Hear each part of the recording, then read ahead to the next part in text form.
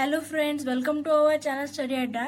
आज हम बात करने वाले हैं रिलेशनशिप किसके बीच में, ईएमएफ और करंट के बीच में, किसके अंदर, ट्रांसफार्मर के अंदर। यानी कि इस तरह से क्वेश्चन आ सकते हैं हमें दो टाइप के कि derived relationship EP divided by EH is equals to IS divided by IP for transformer, और derive expression for EMF current in terms of number of turns in primary and secondary coil। तो इस type के आपको question आ सकते हैं exam में। I hope आपको transformer का पूरा कंसेप्ट पता ही होगा। अगर आपको कंसेप्ट पता नहीं होगा तो आप हमारे डिस्क्रिप्शन बॉक्स में एक लिंक है, आप वहां पर जाके क्लिक करके वो वीडियो देख सकते हैं और अपना ट्रांसफार्मर का कंसेप्ट क्लियर कर सकते हैं। तो आइए अब बात करते हैं कि अब इसका रिलेशन क्या होगा करंट में और ईएमएफ में ट्रांसफार्मर के अंदर। तो सबसे पहले स्टार्ट करते हैं इस डायग्राम से।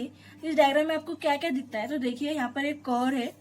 तो जिस लेफ्ट हैंड साइड को क्या किया हमने, वाइंडिंग किया है, वाउंड किया है वायर से, तो इसे हम इस साइड के हम कॉइल को कहेंगे प्राइमरी कॉइल, और इस सेकेंडरी साइड के कॉइल को कहेंगे हम सेकेंडरी कॉइल। ओके, जो करंट फ्लो होगा प्राइमरी कॉइल में उसे हम कहेंगे आईपी, यानी कि करंट ऑफ प्राइमरी कॉइल, और इस वाले जो कॉइल में फ्लो होगा करंट उसे हम कहेंगे करंट ऑफ सेकेंडरी कॉइल, यानी कि आईएस। उसी तरह सेम ईएमएफ के लिए भी लागू होता है, यानी कि ईपी यानी कि ईएमएफ ऑफ प्राइमरी कॉइल, और ईएस यानी कि ईएमएफ ऑफ सेकेंडरी कॉइल। यहाँ पर जो हमने एसी वोल्टेज सोर्स दिया है और यहाँ पर हमने क्या किया है, आर यानी कि रेजिस्टेंस हमने कनेक्ट किया है। तो अब बात करते हैं कि इसके अंदर हमें क्या मिलेगा, इसका डिस्क्रिप्शन क्या होगा। तो आइए देखते हैं कि हम फर्स्ट पॉइंट क्या लिखा है हमने कि when alternating voltage is applied to primary then alternating current flows through it. Alternating यानी कि ये होता है कि कहीं ज्यादा कहीं कम, कहीं ज्यादा कहीं कम। अल्टरनेटिंग का मतलब ये होता है। ओके, तो हमने क्या किया है, यहाँ पर एसी सोर्स की जगह पर अल्टरनेटिंग वोल्टेज अप्लाई किया है टू प्राइमरी कॉइल, और ये याद रखना है कि हमें एसी जो सोर्स है वो हमने प्राइमरी कॉइल को अप्लाई किया है। ओके, अगर हमने एसी वोल्टेज अप्लाई किया तो उसमें से क्या फ्लो होगा, करंट फ्लो होगा, जो कि क्या होगा, अल्टरनेटिंग करंट होगा। हमने एसी वोल्टेज दिया है इसलिए हमारा जो करंट फ्लो होगा वो भी क्या होगा, अल्टरनेट फ्लो होगा। अब सेकंड पॉइंट क्या कहता है, देखिए कि due to flow of alternating current the magnetic flux through the primary changes. यानी कि इसका मतलब ये है कि ये अब इस कॉइल में से क्या फ्लो हो रहा है, अल्टरनेटिंग करंट फ्लो हो रहा है, तो जिसके कारण क्या होगा, वहां पे जो फ्लक्स क्रिएट होगा वो भी क्या रहेगा, बार बार चेंज होगा, वो भी क्या रहेगा, अल्टरनेट होगा। Therefore self induced EMF is induce in primary. तो जिसके कारण क्या होगा, इस कॉइल में क्या होगा, एक ईएमएफ इंड्यूस होगा। आपको तो पता ही है फैराडेज का फर्स्ट लॉ कि whenever there is change in magnetic flux link with the coil then EMF is induced in that coil. यानी कि इस जगह पर हमें मैग्नेटिक फ्लक्स चेंज हुआ तो वहां पर क्या होगा, एक EMF प्रोड्यूस होगा, कहाँ पर, इस प्राइमरी कॉइल में। तो नेक्स्ट पॉइंट क्या कहता है, according to Faraday's law of electromagnetic induction induced EMF is primary coil is. अब जो EMF इंड्यूस होगा प्राइमरी कॉइल में वो क्या रहेगा, EP is equals to D phi P by D T, और यहाँ पर नेगेटिव साइन देना मत भूलिएगा।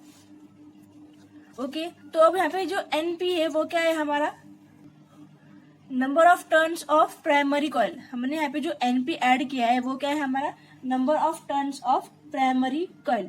और हमारा ये जो टर्म होगा, ये जो हमारा टर्म होगा वो क्या होगा, यानी कि NP और D फाई वो क्या होगा हमारा, magnetic flux link with number of turns of primary coil at certain instant t।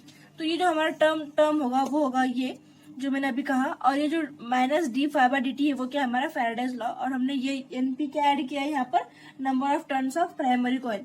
तो जैसे इससे हमारा क्या अप्लाई होगा, सेकेंडरी के लिए भी अप्लाई होगा। तो देखिए आगे क्या है, तो अब यहाँ से बात करेंगे हम सेकेंडरी कॉइल के बारे में। तो थर्ड पॉइंट क्या कहता है हमें कि secondary coil is very close to primary coil, therefore magnetic flux link with the secondary also changes. इसका मतलब ये है कि देखिए अब ये सेकेंडरी कॉइल क्या है, प्राइमरी कॉइल के पास में है, तो उसका मतलब क्या है कि मैग्नेटिक फ्लक्स देखिए यहाँ पर क्या होगा, मैग्नेटिक फ्लक्स तैयार होगा, वो क्या रहेगा, अल्टरनेटिव मैग्नेटिक फ्लक्स होगा। तो वो अल्टरनेटिव मैग्नेटिक फ्लक्स इस तरह से फ्लो होगा और इस तरह से यहाँ से भी फ्लो होगा। तो यहाँ से फ्लो होगा, यानी कि यहाँ पर जो मैग्नेटिक फ्लक्स है वो चेंज होगा, यानी कि यहाँ पर मैग्नेटिक फ्लक्स एक अल्टरनेटिव मैग्नेटिक फ्लक्स यहाँ पर प्रोड्यूस हुआ, तो जिसके कारण यहाँ पर भी एक इंड्यूस ईएमएफ प्रोड्यूस होगा। क्यों? क्योंकि हमारा फैराडेज वही कहता है जहाँ पर चेंज इन मैग्नेटिक फ्लक्स हुआ वहां पर एक ईएमएफ इंड्यूस होता है। तो इसीलिए हमारे इस सेकेंडरी कॉइल में एक ईएमएफ इंड्यूस होगा जिसे हम कहेंगे ईएस। ओके, तो according to Faraday's electromagnetic induction, देखिए according to Faraday's law of electromagnetic induction ES is equals to minus d∅dt। और हमने यहाँ पे सेम किस तरह से लिया, जैसे प्राइमरी में लिया हमने NP यानी कि number of turns of primary coil, वैसे ही हम यहाँ पर क्या लेंगे NS यानी कि number of turns of secondary coil. ये क्या है हमारा, यहाँ पर जितने टर्न रहेंगे वो यानी कि NP, और यहाँ पर जितने टर्न्स रहेंगे वो क्या रहेगा हमारा number of turns of secondary coil, यहाँ पर number of turns of primary coil. तो हमें इक्वेशन क्या मिला, माइनस NS d∅dt। इसे हमने इक्वेशन नंबर 2 दे दिया। तो अब हम क्या करेंगे, इक्वेशन नंबर 5 क्या कहता है हमारा कि डिवाइड करना है हमें किससे, इक्वेशन 2 को। इस इक्वेशन को हम डिवाइड करेंगे 1 से, जो हमने पहले डिराइव किया। कौन सा डिराइव, दिस वन, ये हमारा इक्वेशन नंबर 1 है। तो हम क्या करेंगे, इक्वेशन नंबर 2 को डिवाइड करेंगे इक्वेशन नंबर 1 से, यानी कि हम क्या करेंगे, इक्वेशन नंबर 2 को इस इक्वेशन से डिराइव करेंगे। तो हमें क्या मिलता है, देखिए हमने इक्वेशन नंबर जो 2 है वो ऊपर लिख लिया और इक्वेशन नंबर 1 जो है वो नीचे लिख लिया। तो हमें क्या होगा, ये और ये टर्म गेट कैंसिल होगा। क्यों? क्योंकि सेम सेम है, और ये negative negative sign get cancel. तो हमें क्या मिला, ES divided by EP is equals to NS divided by NP। इसे हमने दे दिया इक्वेशन नंबर 3। तो हमारा 6th पॉइंट क्या कहता है कि in ideal transformer there is no loss of energy, hence 100% efficiency. यानी कि एक आइडियल ट्रांसफॉर्मर में क्या होता है, कोई भी लॉस ऑफ एनर्जी नहीं होता, वहां पर क्या होता है 100% इफिशिएंसी हमें मिलती है। तो अब 7th पॉइंट क्या कहता है कि लेट IP क्या है हमारा करंट थ्रू प्राइमरी कॉइल, और IS क्या हमारा current of secondary coil, current flowing through primary और सेकेंडरी कॉइल, जैसे कि मैंने बताया। तो this ideal transformer is equals to input power is equals to output, यानी कि वहां पर 100% हमें इफिशिएंसी मिलेगी, यानी कि there is no loss of energy, therefore हम जितना इनपुट में देंगे उतना ही हमें आउटपुट में मिलेगा। तो वो क्या होगा हमारा EP IP is equals to ES IS। तो हम यहाँ पर क्या करेंगे, इस ES को हम इस साइड लेके आएंगे, यानी कि कहाँ पर लेफ्ट हैंड साइड, और इस IP को राइट हैंड साइड। हम इस इक्वेशन को इस तरह से भी लिख सकते हैं कि यानी कि सिर्फ ये वाला टर्म हम ऊपर लेंगे और ये वाला टर्म हम कहाँ लेंगे, नीचे, यानी कि ES divided by EP is equals to IP divided by IS। तो अभी ये क्या हुआ, देखिए ध्यान दीजिएगा यहाँ पर कि ES divided by EP is equals to NS divided by NP हुआ, और यहाँ पर क्या ES divided by EP is equals to IP divided by IS हुआ।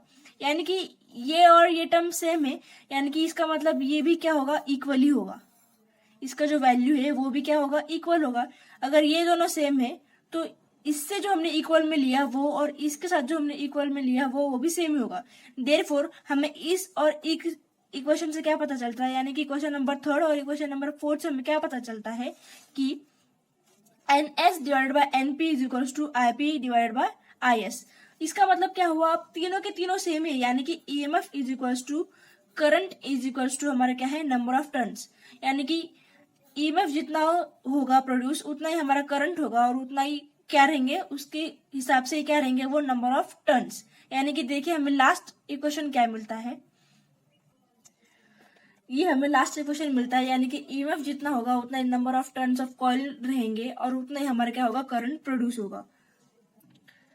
हमने इस क्वेश्चन में सिर्फ रिलेशन पूछा था EMF और करंट के बीच में, मगर आपने यहाँ पर डिराइव किया है रिलेशन बिटवीन करंट, EMF और number of turns of coil. मगर आपको अगर सिर्फ पूछा गया कि EMF और नंबर ऑफ टर्न्स में, तो आप यहाँ तक आंसर लिखिए। अगर आपको पूछा गया कि EMF और करंट में, तो आप यहाँ तक आंसर लिखिए। अगर आपको पूछा गया कि तीनों के बीच में रिलेशन क्या है, तो आप आंसर यहाँ तक लिखिए। आई होप आपको ये वीडियो समझ में आया होगा। अगर आपको ये वीडियो समझ में आया होगा तो प्लीज हमारे इस चैनल को सब्सक्राइब कीजिए और हमारे इस वीडियो को लाइक कीजिए। Thank you so much. आपका एक सब्सक्रिप्शन हमको मोटिवेट करता है, तो आई होप आप हमारे इस चैनल को सब्सक्राइब करेंगे। Thank you so much.